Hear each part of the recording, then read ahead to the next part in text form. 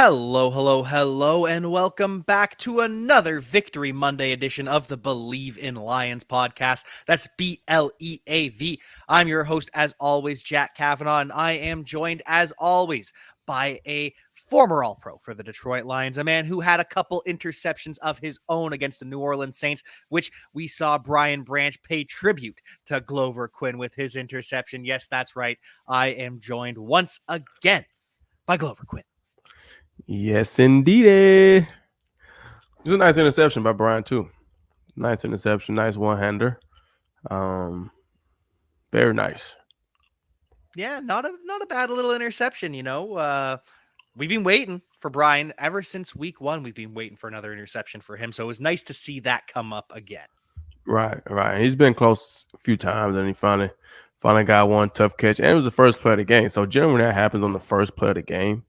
Generally, I'm thinking, okay, I'm at least get two today. Like I got one on the first play.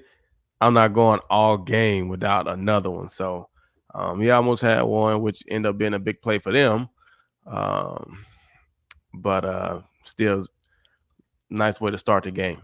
It was a beautiful start to the game, if we're being honest. Go up 21-0 after less than 7 minutes. End up going into halftime 23-7, but it really felt like after that hot start, they get up 21-0. It really felt like they kind of stalled out for the next half of the game, for at least the second quarter, and then part of the third as well. It just didn't really seem to get going for a while.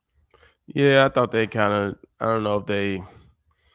I don't want to say took their foot off the gas, but uh, they just went through a little lower, and it's easier to go through those type of lows when you're up 21-0. Um, it's hard to get up 21-0 too. But for a team, I think that goes to show yesterday that, I mean, if you're down 21-0 that early in the game, you don't really have to panic. Like, there's plenty of time. You just got to start playing better. You know what I'm saying? You get one score, get a stop, maybe get another score before or after the half, and now it's a 21-14 ball game, right? A lot of teams panic and get all the way out their game plan. It's like, bro, we still got 3.5 quarters left to play. And then for you, the one that's up, a lot of times you'll see them get a little more cautious because you don't want to pick six to change the game right now. You don't want a sack, forced fumble that they pick up, and like you don't want those things to happen. So you're kind of just trying to hold on to the lead, right? Like a soccer team that went up 1 or 2-0. They really ain't trying to score much more. They just trying to hold on to the lead, hold the ball, and stop you from scoring. And then they win the game 1-0 or 2-0, right? I think that's what they got into. But it was just a lot of ball left. And so it's hard to just shut it down or just get that early in the game. It's just difficult. And the Saints made a run for it. And, you know, could have made that thing way, way, way more interesting.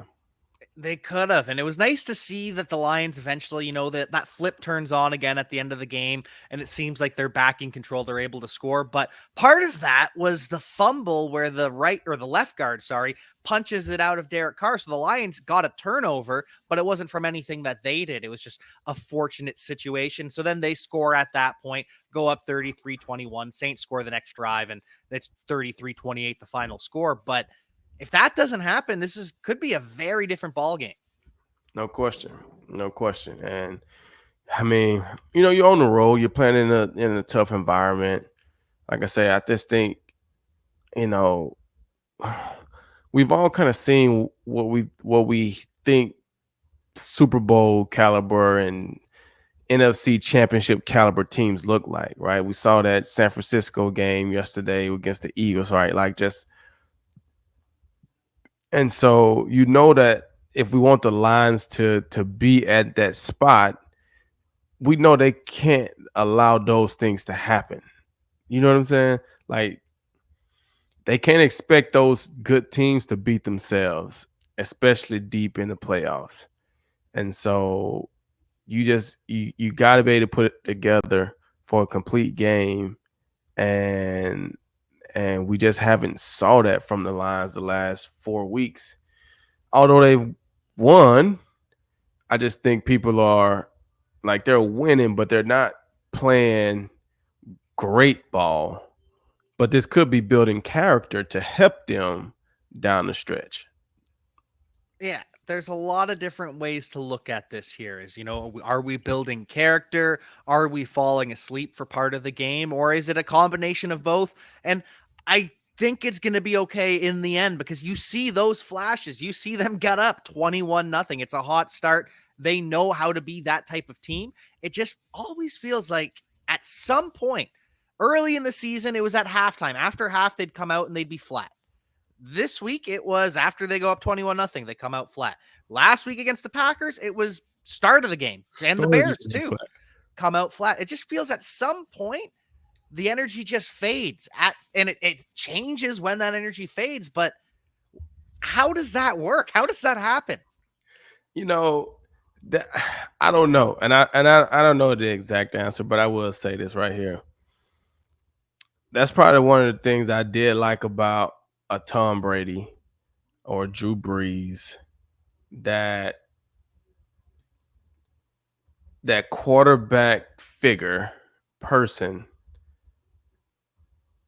that's like your guy, right? Like Jared Goff is like seems quiet, right? So like before the game, he may be speaking in the huddle, right? But a lot of times I see old linemen or linebackers, it's different guys, right? You don't really see. But when Drew Brees was playing, who did you see in the middle of the Saints? Drew Brees, right? He the one getting the team.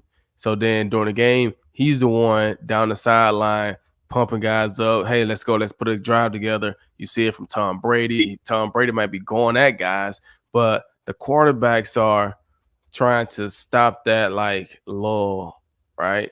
Or sometimes I feel like Jared Goff is so quiet, right? So quiet. So then when things starting to slip, I don't know if I see him on the sideline like galvanizing the guys. It's more just kind of like, all right, we're gonna go out. We'll just go out and put a drive together. And you go through those lulls because you're dealing with many other players on the team. It's not just you. And so maybe he can help in that regard just by being a little more vocal in those situations. Because those lulls, a team can make a run and come back on you, or they can pull off on you. And like I said, when you start playing against the upper echelon of teams in the playoffs, you don't want neither one of those things to happen. You don't want to give a team a chance to come back on you and get the momentum, and you don't want to have to, try to work your way back because you started out the wrong way. So hopefully they're getting all those things fixed, and continuing to win at that. So only time will tell. I think if we get into the playoffs and they don't play well, we'll look back to this stretch and say they really hasn't been playing well starting right here. So we'll see.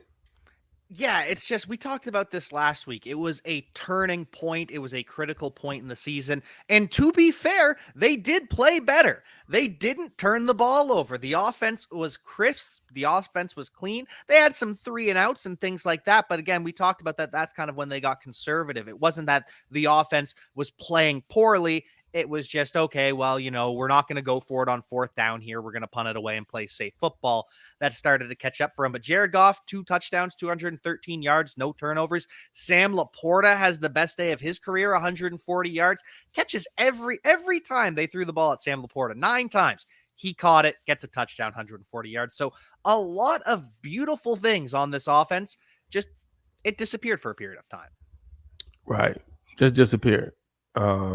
Yeah, Sam Laporta, man, he had a great game.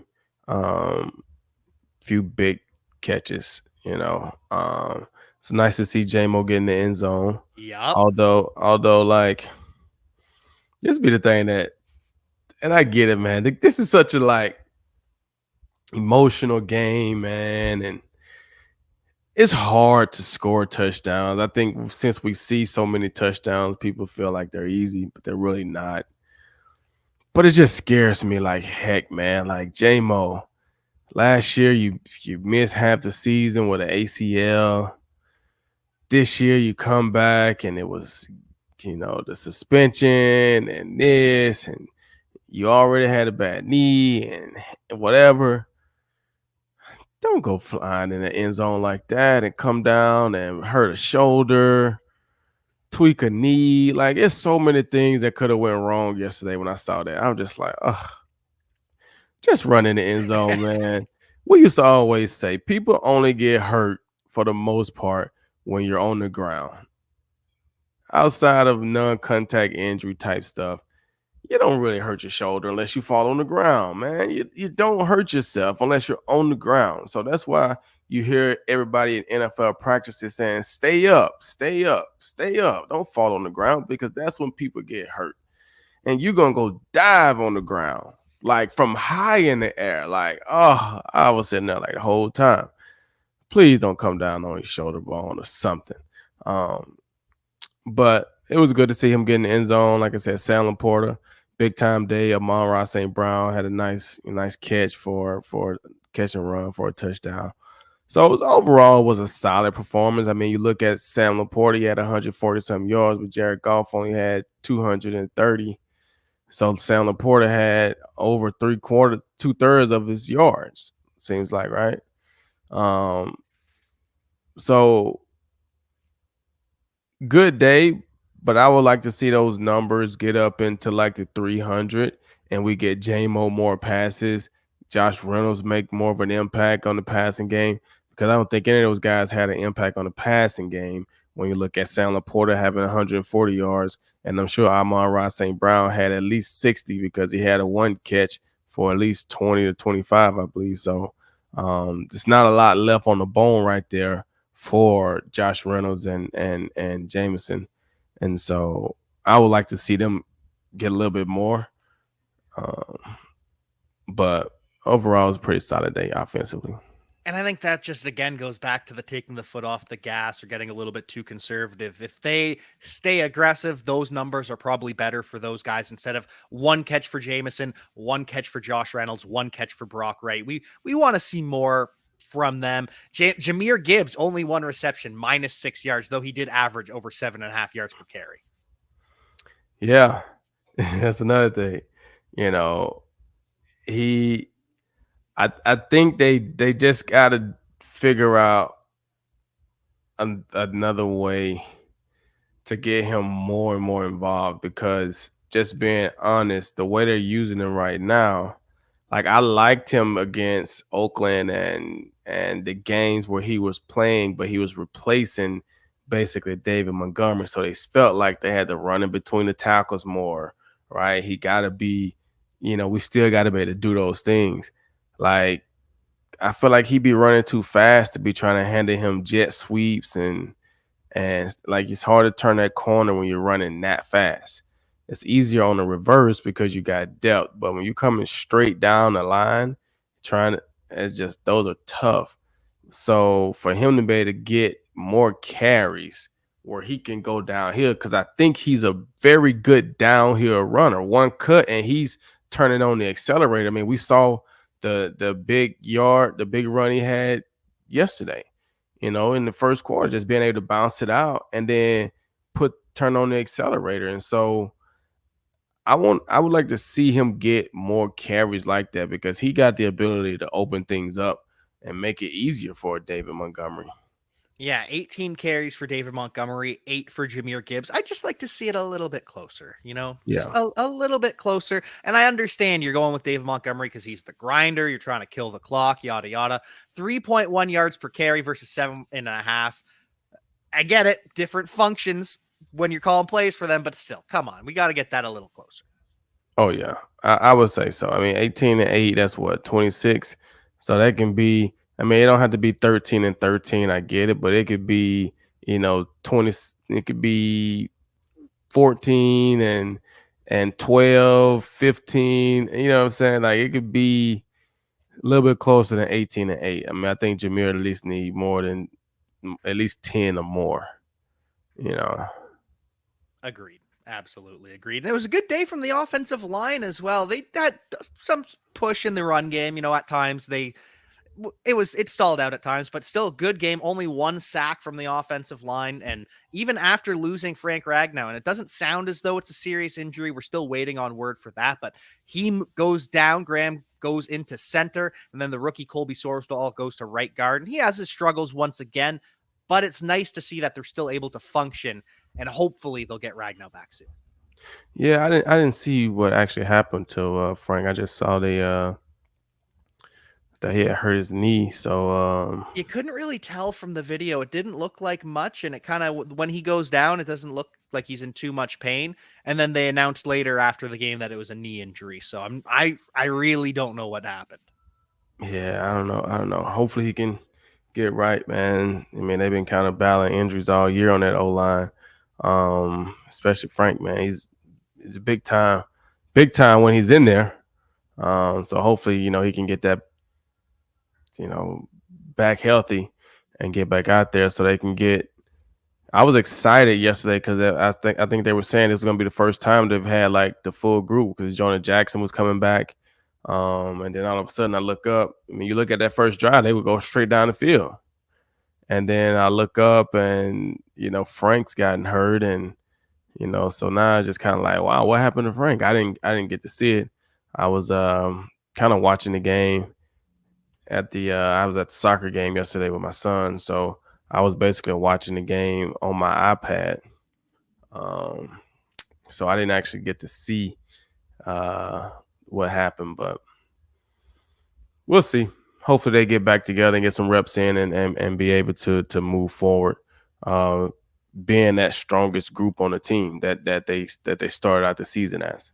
Yeah, kind of the heartbeat of this team, the focal point, the thing you don't really have to worry about, and we almost take for granted at times.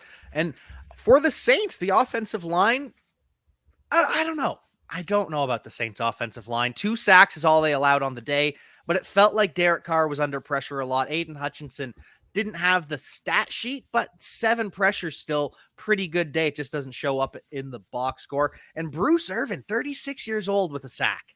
Yeah, Damn. I mean I didn't even know he had signed with us. I missed that. He was on the practice squad for a couple weeks, and I missed the game day Okay. elevation. Yeah, I didn't even know he was on the team. I look up, I was like, oh, that's Bruce. I mean, he played yesterday for free, but because that hit on Derek Carr, they're gonna fine him. I'm just telling you right now, he's gonna get a hefty fine. So, I mean, it's gonna be 15 grand plus. Whew. Yeah, yeah. But he is a good addition, I feel like, to that group. He's a veteran, so he can help Aiden Hutchinson. He can help, all those young guys. I know Houston is hurt, but I mean, just they could benefit from him. And then if they can get a sack or two every now and then, that don't help. I mean, that don't hurt either. Yeah, and hopefully Houston can come back sometime soon as well so they can work together, not just learn from watching, but learn from mimicking and repeating and working together. And it just was nice to see someone opposite Aiden Hutchinson offer some sort of pressure because we just really haven't had that. Josh Pascal, he started to flash a little bit, 3 pressures, but just haven't had that. Nice to see Bruce Irvin on limited snaps get a sack, get a big hit, even though it cost us, but Yeah, it's gonna cost us. But I mean, it was good to see. It was good to see. I like the veteran presence that they added. Super Bowl champion, like he has the experience. He can help them. I think he's a great addition to that D line. And speaking of Derek Carr, he's the one that took that massive hit from Bruce Irvin. He leaves the game twice because just general maladies. Derek Carr has not been healthy this year at all. He's got a bad shoulder, he's got a bad ankle, he has a concussion. I think he hurt his back yesterday too. Interception, loses the fumble as well. Throws a touchdown pass to Jimmy Graham though. Jimmy Graham, his second reception of the season, both touchdowns. Both touchdowns. Hey man, Jimmy's a touchdown machine, man. He's been doing it for a long time. And man, it was a nice route, nice move on Tracy. And hey man, Jimmy's like, hey, I'm 2 for 2. So you put me in the game in the red zone, throw me the ball. That's the only role I need to play. Don't put me in unless it's the red zone. I don't want to block. I don't want to get tackled. I want to catch the ball in the end zone for a touchdown. Perfect. It was beautiful, just absolutely beautiful seeing Jimmy Graham scoring another touchdown for the New Orleans Saints, even if it was at the expense of the Detroit Lions. Right. It was good though. Absolutely. But the one thing I didn't like was, again, they had special packages. So Taysom Hill is a running quarterback. And they still struggled tackling a quarterback who runs the football. 0 for 2 passing. He was not a threat passing the football, but 13 carries, 51 yards, and a TD. 4.5 yards per carry, again, to a quarterback is going to run the football.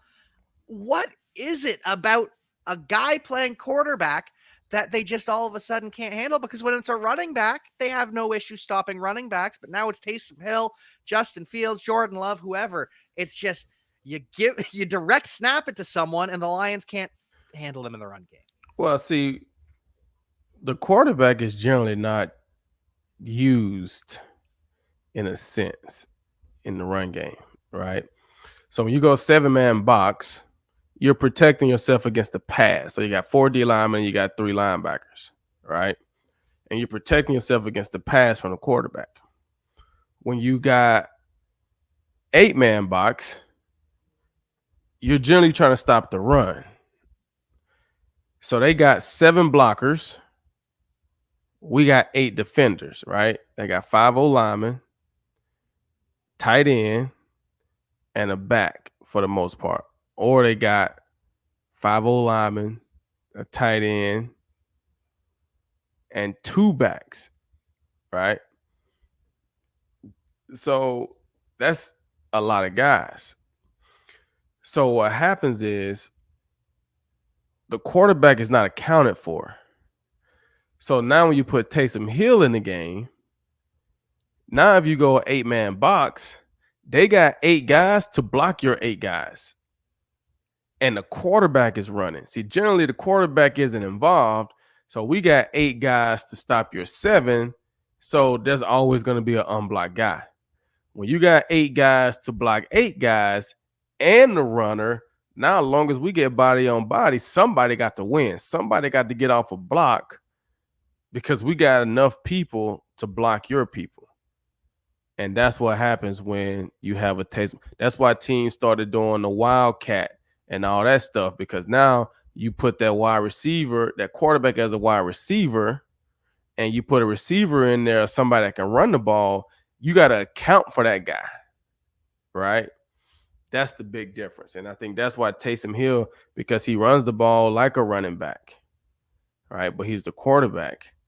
So it puts you in a weird situation because you don't want to do too much because he's a quarterback. So he can still throw the ball.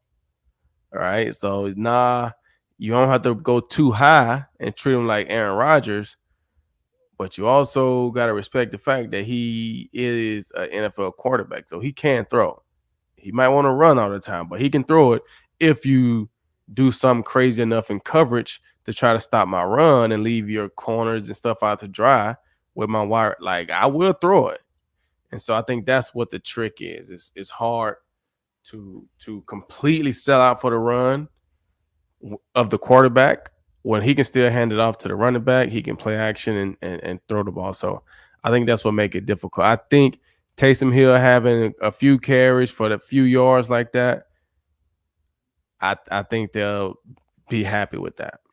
And I can absolutely live with it too. It's just when you see the pattern of the mobile quarterback having success against the Lions, it just makes you worry a little bit. But again, had a good game against the running game. Jamal Williams, former Detroit Lion, 5 carries for 10 yards, 2 yards per carry. Love to see that. 51 yards on the ground from Alvin Kamara. He did have 58 receiving yards, but he also had 13 targets and only caught 6 of them. So the Lions, great job shutting Alvin Kamara down as they tried to run him and just check down to him. It was pretty much 2 guys on offense. It was Chris Olave at wide receiver, 8 targets. Alvin Kamara had 13. And then we had 2 guys get 2 receptions and everyone else had 1. Yeah, I mean, I like Alvin Kamara. He's a really, really good player. And then Chris Olave, but like you say, I mean, all their starting receivers were out. Yeah, I mean, they didn't. I don't know. Like, I felt like the Lions could have had a better defensive performance. You know what I'm saying? Like, I think they could have done better when you only have one threat. Chris Olave almost got them back in the game. Like, you know what I'm saying? They did a good job on Kamara, only having 6 out of 13. So they played well enough, but it's just like that game shouldn't have been as stressful from a defensive standpoint, right? We're up 21-0. Like, defensively, continue to shut those guys down, and we're enjoying. But I mean, we let them back in the game, so that worries me a little bit because I felt like they were super short-handed offensively, Yeah. and like you say, that makes them revert to the dink and dunk. We either gonna hit Chris Olave, deep, or we're gonna check it down to Alvin Kamara. Um, and they were able to get back in the game that way. So that's a little scary. But but but they did enough. They made enough plays, and they came through and got stops and scores in the crunch time when they needed it, and that's what matters. Exactly. They started hot, had that lull, finished hot once again, and I think they are back to building. This was it. I wish it wasn't as stressful as it was in the end, but that's all right. We can live with it. The stress is worth it when you get a W. And speaking of stress and getting a W, now the Lions head to Chicago, face the Chicago Bears, a team that stressed us the hell out the last time we faced the Chicago Bears, but we still got the W. Yeah, I mean, it was cold in Green Bay last night. I don't know if it's gonna be that cold in Chicago. It's early, but that's gonna be a tough game. It's gonna be a tough game. It's gonna be probably chilly, pretty cold, and Chicago. The Lions are gonna have to jump out on them like they jumped out on the Saints because Chicago believe they can beat the Lions. They almost beat us at our home in a normal environment. Coming to the cold outside on the grass, Chicago gonna come with a little more energy, and the Lions are gonna have to match it because they if they get up 14 whatever points it was like they were last time, I think it's gonna be a lot more difficult for Detroit to try to come back in the situation that they're going to be in, and the field conditions and all those different things. I think it's going to be a little tougher to try to come back if they let themselves get behind early in the game. And that's why you got to come out hot. You got to come out swinging. Like you said, the Bears believe they can beat the Lions because they almost did. The Lions know they can beat the Bears, so we just have to go out and prove it. And interestingly enough, this is going to be the last outdoor game for the Detroit Lions until the playoffs, if they have an outdoor game in the playoffs, because we're in Chicago. Then we play the Broncos at home, in Minnesota, in Dallas, and then at home against the Vikings. So rest of the games are going to be inside. And then once we get to the playoffs, they're hosting a game round one. Round two could be in Philly, could be in San Fran, could be in Detroit. So only one potential cold game down the stretch Man, that's after the Bears. crazy. Yeah. That's crazy. Because San Fran it's colder than it is usually, but it's not cold. I don't know, man. It ain't gonna be like Green Bay cold, Yeah. but I remember going to San Fran one year. Man, it's cold out there. It'll be chilly. It'll be winter, but it's not going to be -20. Nah, it won't. It won't be that. It won't be that. But man, it was cold that day. I was out there for a preseason game. Really? Man, it was And it was that cold. cold? Yeah, just standing out there all day, man, it was cold. I was like, yikes.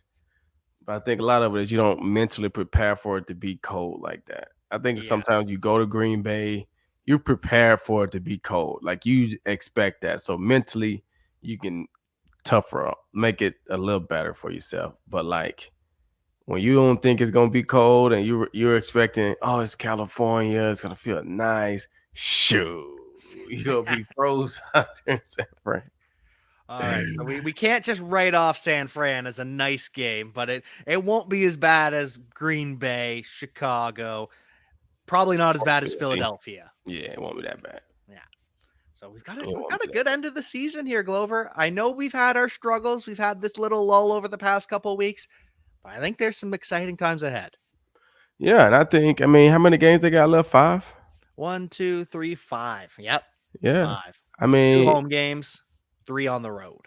yeah, I mean, I would look for the next 2 to 3 weeks and be wrapping up the division.